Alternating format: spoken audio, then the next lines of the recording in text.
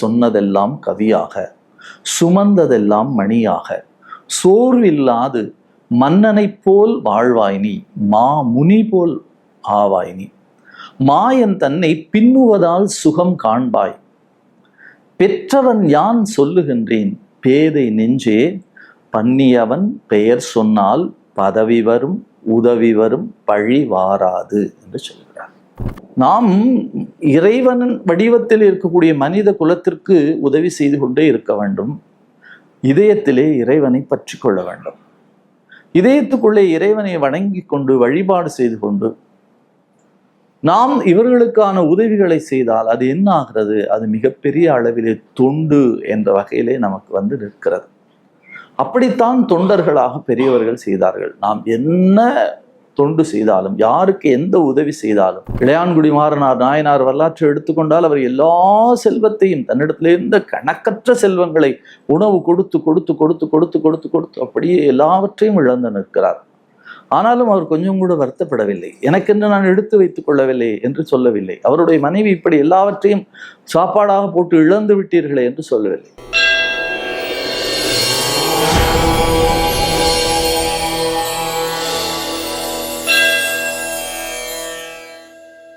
ஸ்ரீவித்யோபாசனாசக்தம் ஸ்ரீவித்யா பீடபூஷணம் ஸ்ரீவித்யா அபிநவம் வந்தே Sri Krishnananda Sadhguru. தெய்வத்தமிழ் TV நேயர்கள் அனைவருக்கும் இனிய வணக்கம்.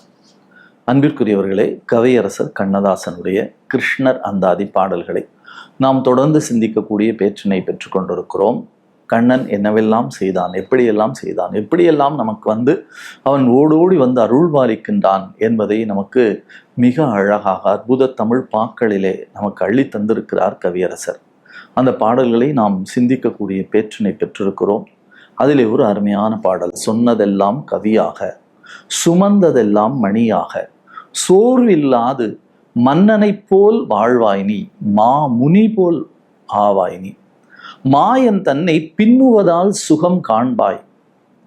பெற்றவன் யான் சொல்லுகின்றேன் பேதை நெஞ்சே, பண்ணியவன் பெயர் சொன்னால் பதவி வரும் உதவி வரும் பழி வாராது என்று சொல்கிறார். நாம் இந்த உலகத்திலே யாரெல்லாம் உதவி செய்வார் என்று தேடி போய் நின்று கொண்டிருக்கிறோம். யாரெல்லாம் நாம உதவி கேட்டு நிற்கிறோமோ அவர்களெல்லாம் அந்த சமயத்திலே நமக்கு உதவி செய்கிறார்களா என்று கேட்டு பார்த்தால் கேள்விக்குறியாக இருக்கும். இன்னொன்று, நாம் யாருக்கெல்லாம் அதிகமாக செய்திருக்கிறோமோ அவர்கள்தான் முதலிலே நமக்கு பழியை சொல்வார்கள். விளையாட்டாக கூட சொல்லுவது உண்டு, அவன் உன்னை பற்றி ரொம்ப தப்பாக சொன்னானே என்று சொல்லுகிறார் ஒருவர். இவன் உறுதியாக சொல்லுகிறான், நிச்சயமாக அவன் என்னை பற்றி தப்பாக பேசியிருக்க வாய்ப்பே இல்லை என்று சொல்கிறான். எப்படி நீங்கள் இவ்வளவு உறுதியாக சொல்லுகிறீர்கள் என்று எதிரே இருக்கிறவன் கேட்டவுடனே இவர் சொன்னார், நான் அவனுக்கு ஒரு உதவியும் இதுவரை செய்ததே கிடையாது, அப்புறம் எப்படி அவன் என்னை பற்றி பழி சொல்லுவான் என்று கேட்கிறார்கள். இது உலகியத்தினுடைய இயல்பு. ஆனால் இந்த உலகத்திலே நாம் யாரையெல்லாம் பார்த்து பார்த்து செய்கிறோமோ அவர்களெல்லாம் நமக்கு செய்வார்கள் என்ற சிந்தனையோடு செய்தால் அது உதவி இல்லை. அதற்கு பெயர் பரோபகாரம் இல்லை, அதற்கு பெயர் சேவை இல்லை, அதற்கு பெயர் தொண்டு இல்லை. நாம் எதையுமே எதிர்பாராமல் அவர்கள் செய்தாலும் செய்யாவிட்டாலும் நாம் நம்முடைய மனம் சொல்லுகிறபடி அவர்களுக்கு உதவிகளை செய்து கொண்டே இருக்க வேண்டும். உதவிகளை செய்த அடுத்த கணம் மறந்துவிட்டு நாம் நகர்ந்து கொண்டே இருக்க வேண்டும். சிவபுராணத்திலே மிக அழகாக மாணிக்கவாசகர் சொல்லுவார், பேராது நின்ற பெருங்கருணை பேராறே என்று சொல்லுவார். அது என்ன பேராது நின்ற பெருங்கருணை பேராறு? சாதாரணமாக ஆறே வேகமாக ஓடும், நதி வேகமாக ஓடும், பேராறு இன்னும் இறைச்சலோடு வேகமாக ஓடும். சிவபெருமான் எப்படி பெருங்கருணை பேராறு, எந்த விதமான எதிர்பார்ப்பும் இல்லாமல் அப்படியே கருணையை அள்ளி வழங்கி அந்த ஆற்று நீர் எப்படி எல்லோருக்கும் உதவுகிறதோ அதுபோல உதவி செய்து கொண்டு ஓடிக்கொண்டே இருக்கும். ஆற்று நீர் ஒரு கணம் நின்ற இடத்துல அடுத்த கணம் இல்லை. அது நம்மை இவர்கள் எடுத்துக்கொண்டார்கள், விவசாயம் செய்தார்கள், நல்ல வகையில பயன்பெற்றார்கள், இவர்கள் குடிநீரை பயன்படுத்தி கொண்டார்கள், குடித்தார்கள், இவர்கள் துணி துவைத்தார்கள், இவர்களுக்கு இவ்வளவெல்லாம் செய்திருக்கிறேன் என்று நின்று திரும்பி பார்த்தவர்கள் நன்றி சொல்வார்களா என்று பார்ப்பதே கிடையாது. அதனுடைய நோக்கம் தொடங்குகிற இடத்துல இருந்து கடல் நோக்கி பாய்வது, அவ்வளவுதான். அதே போலத்தான் நாம் யாருக்கு என்ன செய்தாலும் அவர்களிடத்தில் எந்த வகையான பிரதி பலனும் எதிர்பார்க்காமல் கடமையாக செய்து கொண்டு போய்கொண்டே இருப்பது. அப்படி போய்க்கொண்டே இருக்கிற பொழுது யாரை பற்ற வேண்டும்? மாயன் தன்னை பின்னுவதால் சுகம் காண்பாய். நாம் இறைவனின் வடிவத்தில் இருக்கக்கூடிய மனித குலத்திற்கு உதவி செய்து கொண்டே இருக்க வேண்டும். இதயத்திலே இறைவனை பற்றி கொள்ள வேண்டும். இதயத்துக்குள்ளே இறைவனை வணங்கி கொண்டு வழிபாடு செய்து கொண்டு நாம் இவர்களுக்கான உதவிகளை செய்தால் அது என்ன ஆகிறது? அது மிகப்பெரிய அளவிலே தொண்டு என்ற வகையிலே நமக்கு நிற்கிறது. அப்படித்தான் தொண்டர்களாக பெரியவர்கள் செய்தார்கள். நாம் என்ன தொண்டு செய்தாலும், யாருக்கு எந்த உதவி செய்தாலும், யாருக்கு எந்த வகையிலே எது தேவையோ அந்த தேவைக்கான நேரத்திலே பூர்த்தி செய்து கொடுத்தாலும் கூட அதை கொஞ்சம் கூட எதிர்பாராமல், அவர்களிடத்தில் எந்த விதமான விளக்கமும் கேட்காமல், அவர்கள் திரும்ப நமக்கு செய்வார்கள் என்ற சிந்தனையே இல்லாமல் நாம் என்ன செய்ய வேண்டும்? அந்த வகையிலே அவர்களுக்கு தொண்டு செய்ய வேண்டும். அப்படித்தான் நமக்கு பெரியவர்கள் சொல்லி காட்டியிருக்கிறார்கள், செய்து காட்டியிருக்கிறார்கள். 12 ஆழ்வார்கள் வரலாற்றை எடுத்துக்கொண்டாலும் சரி, 63 நாயன்மார்கள் வரலாற்றை எடுத்துக்கொண்டாலும் சரி, அவர்கள் எதையும் எதிர்பாராமல் இது இறைவனுக்கான தொண்டு, இது பொதுமக்களுக்கான தொண்டு, சாப்பாடு போட வேண்டுமா போட்டுக்கொண்டே இருப்பார்கள். இளையான்குடி மாறனார் நாயனார் வரலாற்றை எடுத்துக்கொண்டால் அவர் எல்லா செல்வத்தையும், தன்னிடத்திலிருந்த கணக்கற்ற செல்வங்களை உணவு கொடுத்து கொடுத்து கொடுத்து கொடுத்து கொடுத்து கொடுத்து அப்படியே எல்லாவற்றையும் இழந்து நிற்கிறார்.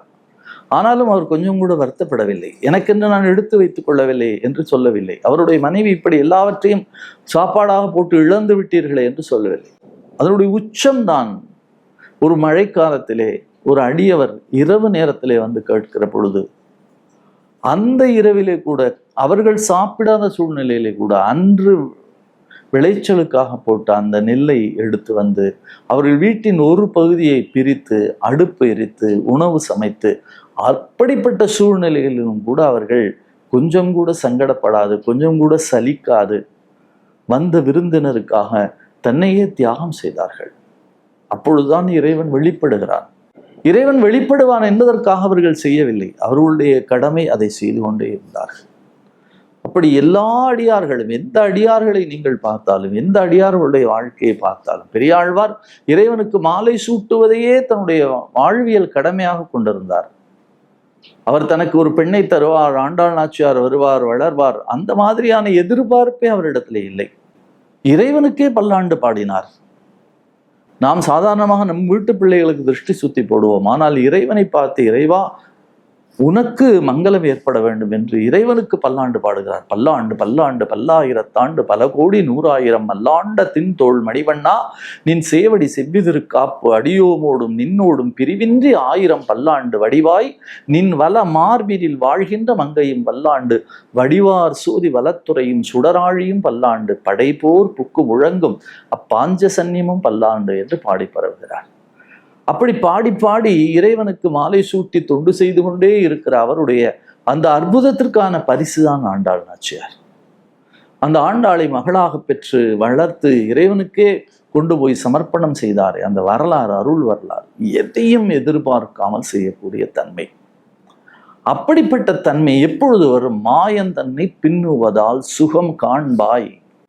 நீ எப்படி ஆவாய்? மன்னனை போல் வாழ்வாய். நீ மா முனி போல் ஆவாய். நீ மன்னனை போல மிக பிரம்மாண்டமான வசதிகள், ஒரு மாமுனி போல உலகத்தில் பற்றில்லாத தன்மை. இரண்டு வேறு, இருவேறு உலகத்து இயற்கை திருவேறு தெள்ளியராதல் வேறு என்று வள்ளுவ பெருந்தகை சொல்லுகிறார். இருவேறு உலகத்து இயற்கை. மன்னனை போல் வாழ்வாய் நீ, மாமுனி போல் ஆவாய் நீ. இந்த இரண்டையும் இறைவன் கலந்து ஒன்றாக கொடுக்கிறான். ஒரு ஜனக மகாராஜா போலே, சீதையினுடைய தந்தை ஜனக மகாராஜாவை போல ஒரு ஞானியை பார்க்க முடியாது. அவர் அஷ்டவக்ரர் என்று சொல்லக்கூடிய ஒரு மிகப்பெரிய பிரம்மாண்டமான ஞானி, அற்புதமான ஞானி பாடம் சொல்கிறார். அவரோடு சேர்ந்து அந்த அரண்மனையில இருக்கக்கூடிய 4-5 சன்னியாசிகள் அவர்களும் பாடம் கேட்டுக்கொண்டிருக்கிறார்கள். இருந்தாலும் ஜனகரிடத்திலே அவருக்கு மிகவும் பற்று அதிகமாக இருக்கிறது. மகாராஜா என்பதனாலே அவருக்கு சலுகை தருகிறார் என்றெல்லாம் இந்த சாதுக்கள் புரியாமல் பேசிக்கொண்டிருந்தார்கள். இதை விளக்க வேண்டும் என்று நினைத்தார் அந்த அஷ்டவக்ர மகாமுனி. அவர் என்ன செய்தார்? ஒரு நாள் பாடம் நடந்து கொண்டே இருக்கிற பொழுது திடீரென்று அதாவது அரண்மனை தீப்பிடித்து எரிகிறது என்று சொன்னார். இந்த சாதுக்கள் எல்லாம் வேகமாக விழுந்து ஓடினார்கள் தங்கள் உடைமைகளை காத்து கொள்வதற்காக. ஆனால் ஜனகர் மட்டும் அப்படியே உட்கார்ந்திருந்தார். ஓடி போனவர்கள் ஒரு 2 நிமிடத்திலே திரும்பவும் ஓடி வந்தார்கள். அதெல்லாம் ஒன்றும் தீப்பிடிக்கவில்லை, நீங்கள் எப்படி சொன்னீர்கள் என்று. அப்பொழுது அஷ்டவக்ரர் கேட்டார், கொஞ்சம் யோசித்து பாருங்கள், அரண்மனையிலே உங்களுடைய சொத்து என்ன? ஒரு 4-5 ஆடைகள் அல்லது 2 ஆடைகள், ஒரு கமண்டலம், கையிலே தாங்கக்கூடிய ஒரு தண்டம், இதுதானே உங்களுடைய சொத்து. இல்லை என்றால் ஒரு திருவோடு.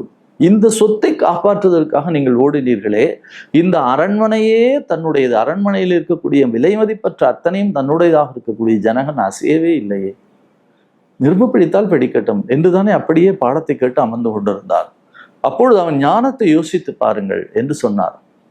அதுதான் மன்னனை போல் வாழ்வதும் மாமுனி போல் ஆவதும். ஆகையினாலே இப்படிப்பட்ட அந்த தன்மை வந்து விட்டால் சொன்னதெல்லாம் கவியாக, சுமந்ததெல்லாம் மணியாக, சோர்வில்லாது, உலகத்திலே தளர்வறியாத மனம் இல்லாது, சோர்வில்லாது மன்னனை போல் வாழ்வாய் நீ, மா முனி போல் ஆவாய் நீ, மாயன் தன்னை பின்னுவதால் சுகம் காண்பாய். எப்படிங்க நீங்க சொல்றீங்க? பெற்றவன் யான் சொல்லுகின்றேன், நான் அனுபவித்திருக்கிறேன் என்று கவியரசர் சொல்லுகிறார். ஒரு மன்னனை போல இருந்தார்.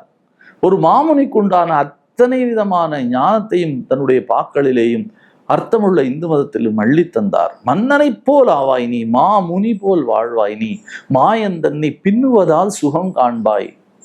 பெற்றவன் யான் சொல்லுகின்றேன், பேதை நெஞ்சே பன்னி அவன் பெயர் சொன்னால் பதவி வரும், உதவி வரும், பழி வாராது. இறைவன் நாமத்தை சொன்னால் பழி வாராது என்பதை நமக்கு அழகாக சொல்லுகிறார். அந்த அற்புதமான பாடல் நமக்கு இறைவனை பின்னினால் மன்னனை போல் வாழவும் மாமுனி போலே பற்றற்று இருக்கவும் கூடிய அற்புதத்தை அள்ளித்தரும். அந்த அற்புதமான கண்ணன் திருவடிகளை நாமும் பின்னிக்கொள்வோம், எல்லா நன்மையும் வரும். நன்றி, வணக்கம்.